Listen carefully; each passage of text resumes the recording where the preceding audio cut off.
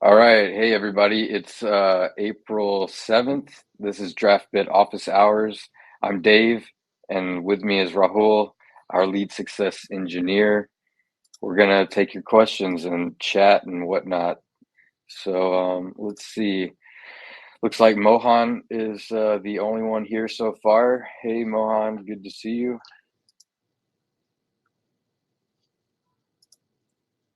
All right. So no questions in here so far. If you've got a question, go ahead and add it to the Ask a Question section. That way we can keep track of it.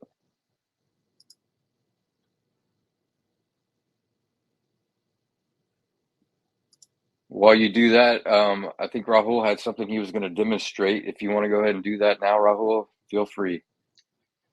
Yeah, yeah, I was just waiting if Mohan had any questions, but if you don't, Mohan, I'll go ahead and demonstrate what I was planning to do, and I'll do it live, so whatever happens, you guys can help me along the way. Let me just quickly do a setup.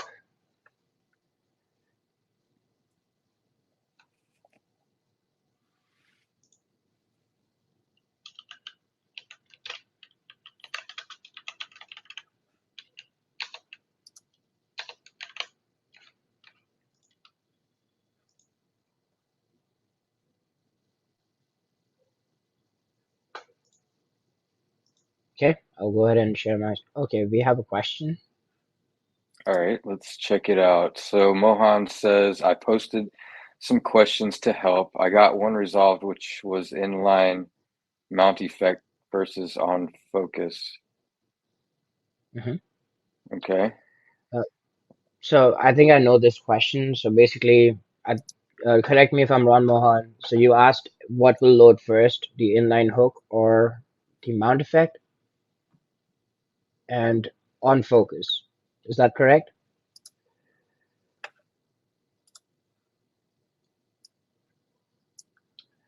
Uh, that's a good question. So, in regards to and and we have Amit here too. Amit, correct me if I'm wrong. In regards to inline hook should run first, uh, then mount effect would run, and then the on-screen focus would run.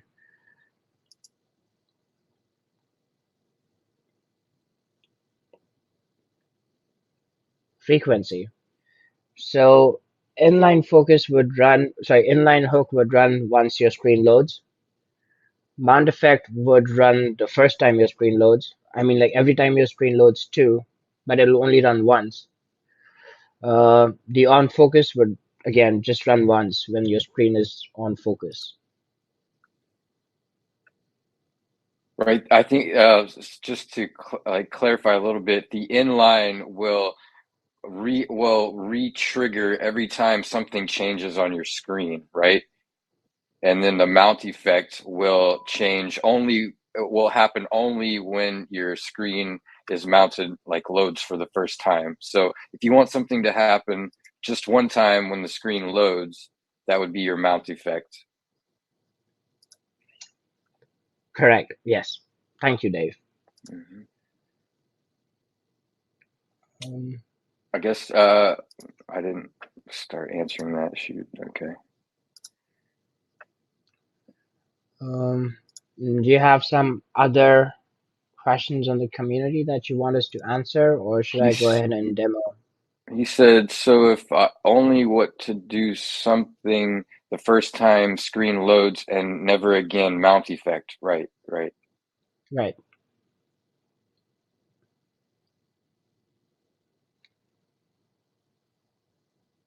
Um, any other questions, Mohan?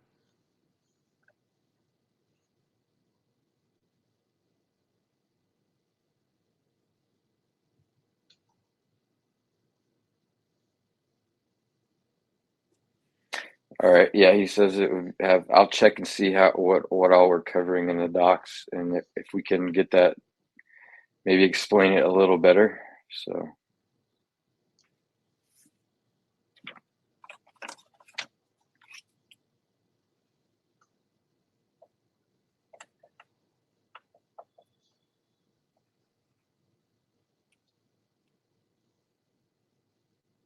Okay, another question.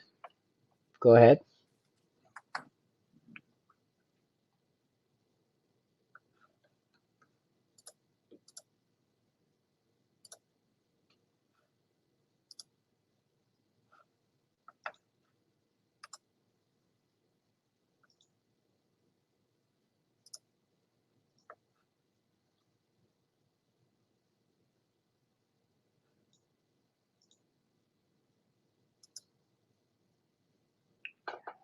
Are you typing that in, Mohan? Uh, let's just wait a couple of minutes for him to ask that question while I set up my app.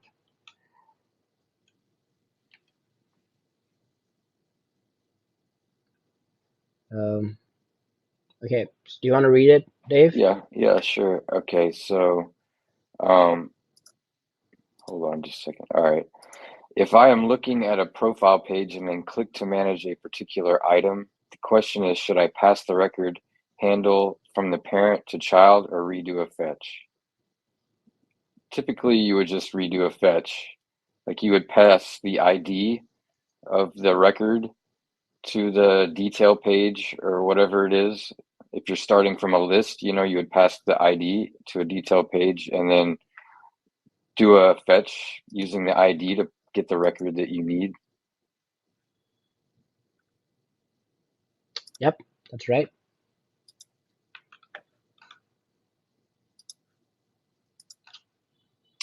All right, cool. Anything else? What you say ID, you mean some token to pull the record? No, I mean, yeah, like an actual record ID. So you would tell your back end, however you're fetching your record, usually you have some kind of unique identifier for each of your records, right?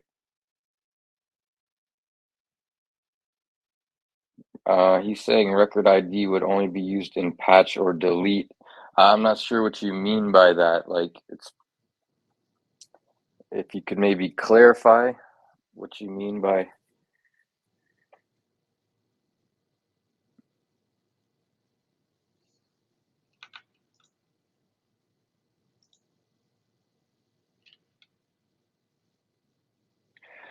He says I'm referring to Airtable get, post, patch, and delete. Well, I have not used Airtable as a backend, but I can tell you every record that you store in a backend is going to have a unique ID so that it can be referenced.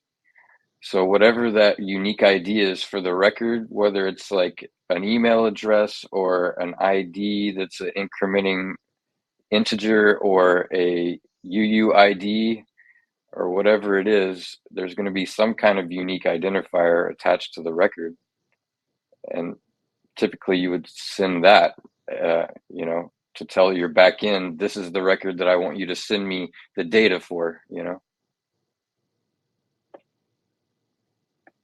Okay. He says, I get what you mean. So, all right.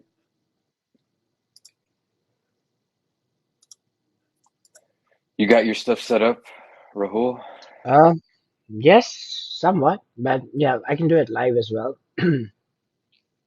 So if Oh, you're done with your questions, Amit Mohan, had mentioned that the fetch will go to the cache unless there's a patch or post.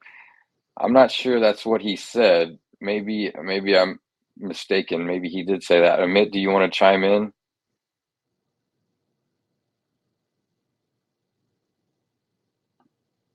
okay, you're saying when you use React Query, it will do that.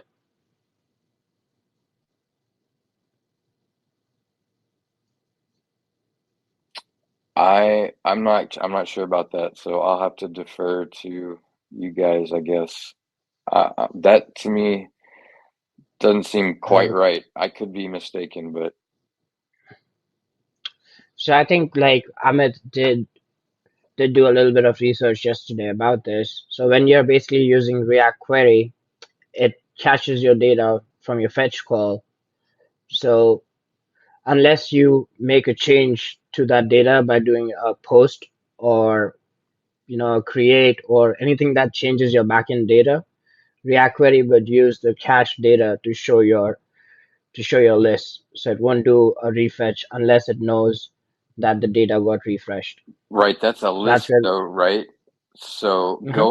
going to a detail screen, you would be sending the ID from the list item to a new screen and Mhm. then doing a new GET request to your backend using the ID to get the record that you need, right? So that wouldn't give you data from a cache, right?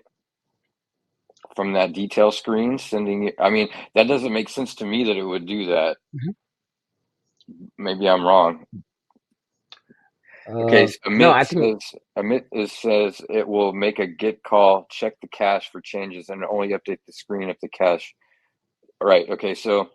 So it's more about the UI rather than getting the data for a new screen. It will make a new call. Okay. Cool. Yeah, that makes more sense. Thank you, Amit. Thank you. Thank you. Um, Mohan says if I have a bio on main screen and then edit bio, which goes to bio edit screen, and I do a fetch there, I will get from cache.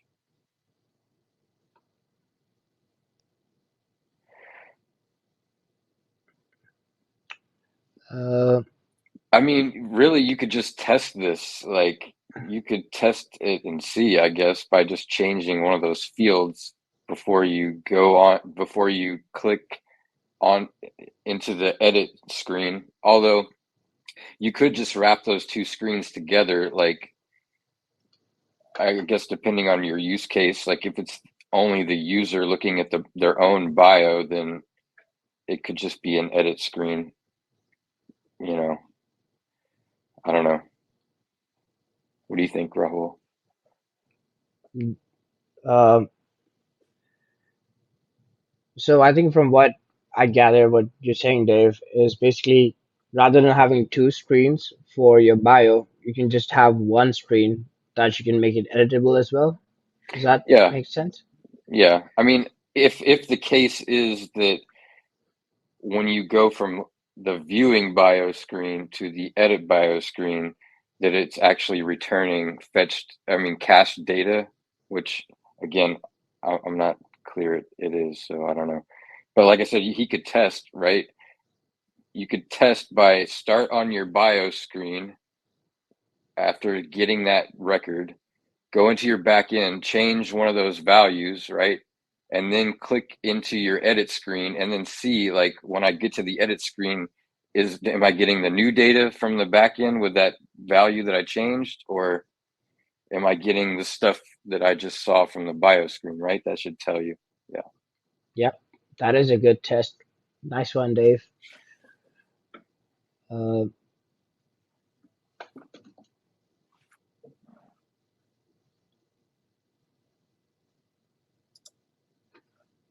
All right, I'm gonna Rahul, do say your thing, thumbs man. up. Yeah, let's do my thing because we kind of want to keep it short today, short and sweet. Yeah, we're filling in for Um, George. He's MIA today. He's not feeling well, so I guess Carl decided not to show up. I think he saw us again. He was like, "Oh, these guys again." All right, I'll quickly share my screen and do it as fast as I can. So, go builder, share. So basically, what I wanted to showcase here is how you would set variables in a custom function, like set your global variables in a custom function. You can set screen variables in a custom function directly, but if you want to set global variables in a custom function, there are two ways of doing it. One way is pretty old that most of you are familiar with using our set variable hook, like our global set variable hook. The other way is returning something from a function and then using the set variable action to set those variables. And I'll show you how we can do that. So I'll quickly Can you create a can you very zoom in just a little bit on your? definitely. So is that better now? Yep. Perfect. So yeah, I just call it my custom name and I want to return a value. Uh, say Draftbit, and save that. And I'm going to declare an app variable here. I can call it value or show value. And right now it's empty. So in my text, I want to display that here. So I can use the handlebar notation and set it to show value. So it's empty, so it doesn't show up on the screen. Then I'll add a button to run my custom function.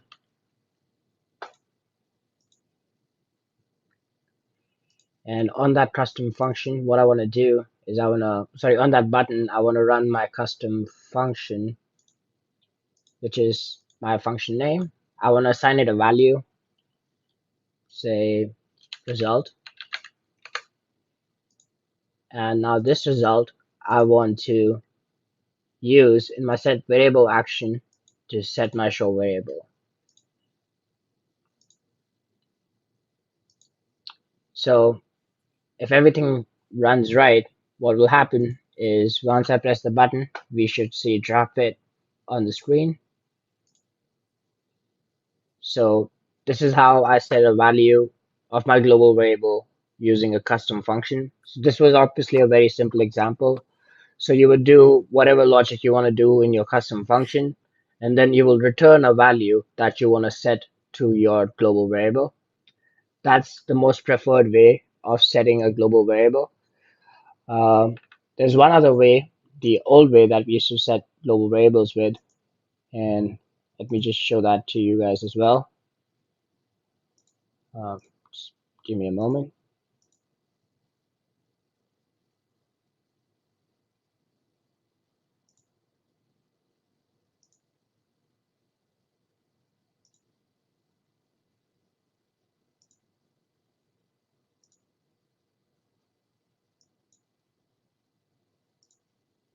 Right. So to use the old way, what we used to do was we would go into a custom component section. We would add this line there. So export use values and use set values. So use values is basically to use the value, just to read from it, and use set values is used to change that global variable. So that's first step. The second step would be on the screen where you want to use this. You will add one line in your inline code. So I can create a custom hook, select inline code, and add this line here. And then in my function name, I can use in my function, rather than returning something, I might have to go back.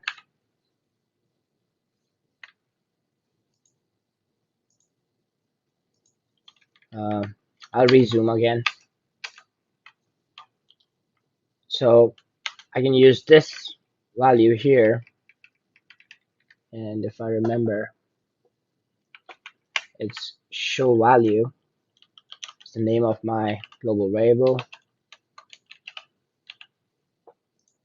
And let's set it to something different. New value. I don't need to return this anymore, but let's just keep it there. Was the S in your show value variable capitalized? I can't remember. It looked like it was when you created it. Thank you, Dave. It is.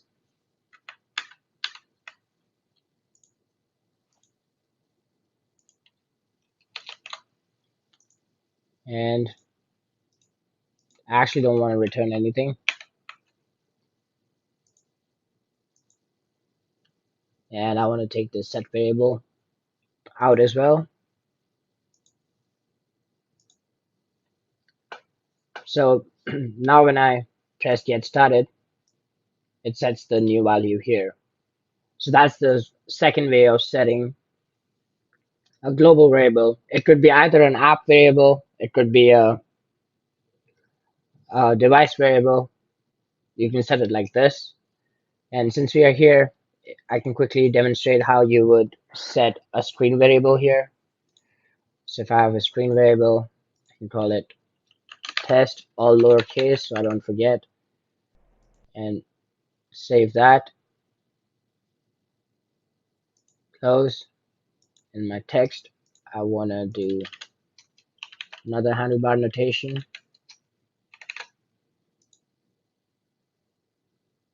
which should technically give me an option. Oh, okay, my bad. So now I can use my screen variable, and in my function, I can do set test. I can give it all value.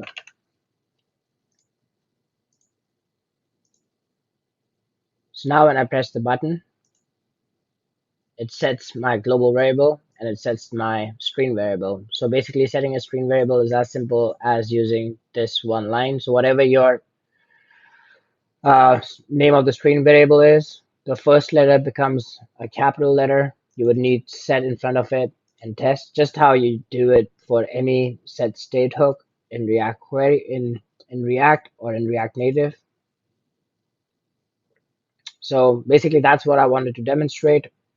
One caveat to this is you cannot use this set variable hook on a list. So I want to show you that too. So basically, if you have a list component, what you don't want to do is, okay, I think I would have to quickly do,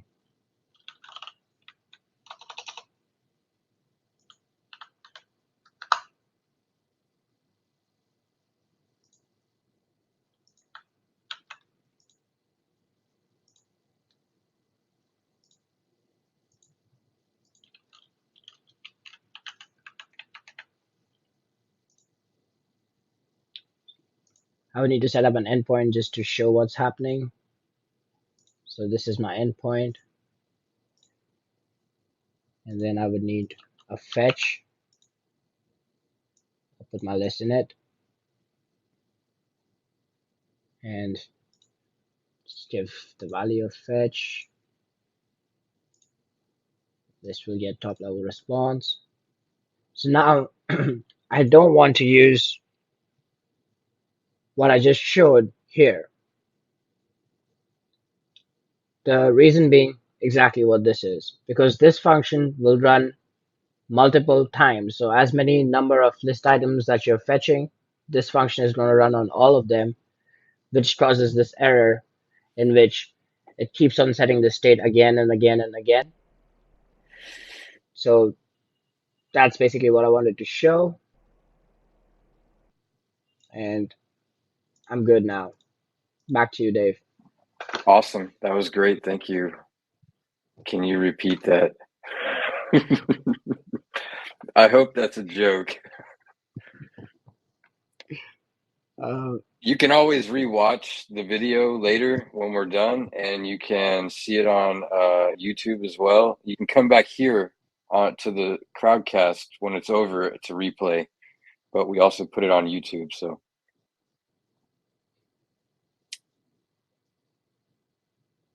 he said I oh, just just did to, not get the repeated call bit.